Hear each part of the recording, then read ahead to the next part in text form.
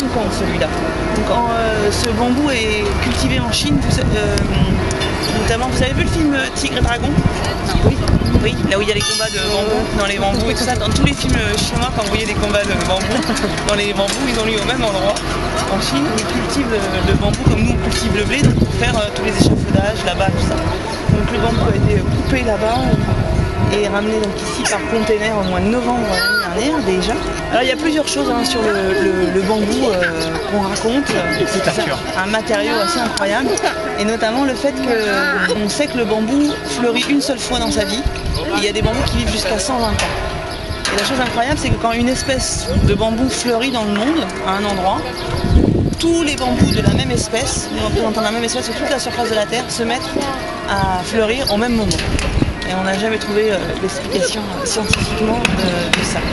Alors ici, donc, c'est le chantier du dit du bambou, parce qu'à partir donc, de jeudi, on va ouvrir dedans un souk de la parole, bonjour monsieur, un souk de la parole donc pour les tombées de la nuit, où vous allez pouvoir venir demander tout ce que vous avez besoin. Donc si vous avez besoin d'une lettre, il y a des slammers qui vous feront une lettre. Si vous avez besoin d'une ordonnance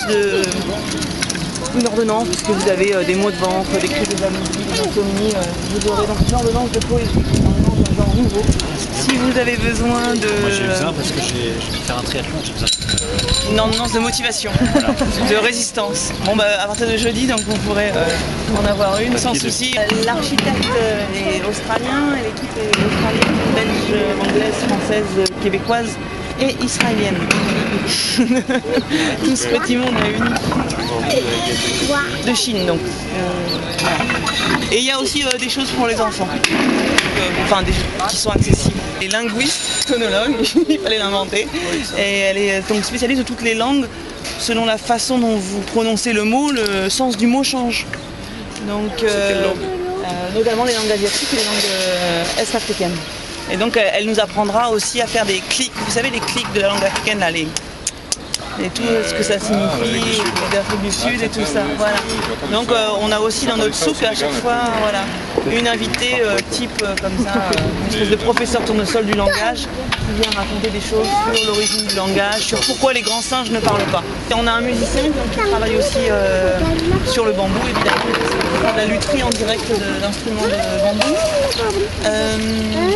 On a notre guide du souk donc, qui vient du Québec qui sera là et donc vous pouvez voilà, déambuler à votre guide et passer, il y a différentes échoppes, rester, si vous en avez marre de toujours chanter la même chanson, tout ça, on a des chanteuses qui proposent un répertoire pour renouveler le répertoire de chansons à boire, pour l'anniversaire, etc. Donc voilà, et donc on a fait ça s'appelle le dit du bambou, souk de la parole. Alors pourquoi le bambou, pourquoi la parole?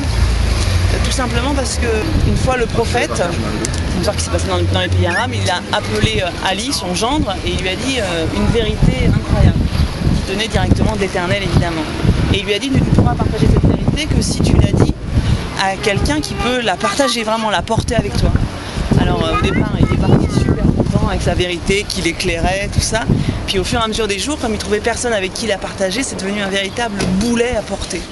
Et une nuit, n'y tenant plus, parce qu'il n'en dormait plus, il en avait perdu le goût de l'appétit, une nuit sans lune, il est allé à un puits, et dans le puits, il a déversé, et il a répété, il a psalmodié, il a chanté toute la vérité que le prophète lui avait donnée.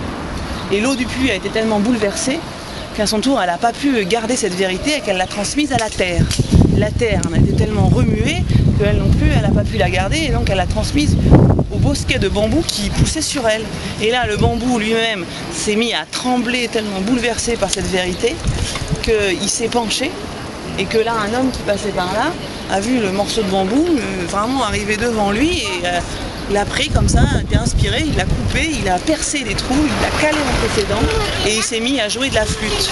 Et on dit que c'est comme ça qu'ont été créées les fameuses flûtes turques qu'on appelle les ney, et que quand les joueurs de ney jouent cette flûte, donc avec 7 trous, cette flûte de bambou, on dit que c'est à ce moment-là qu'ils arrivent enfin à faire chanter cette fameuse vérité.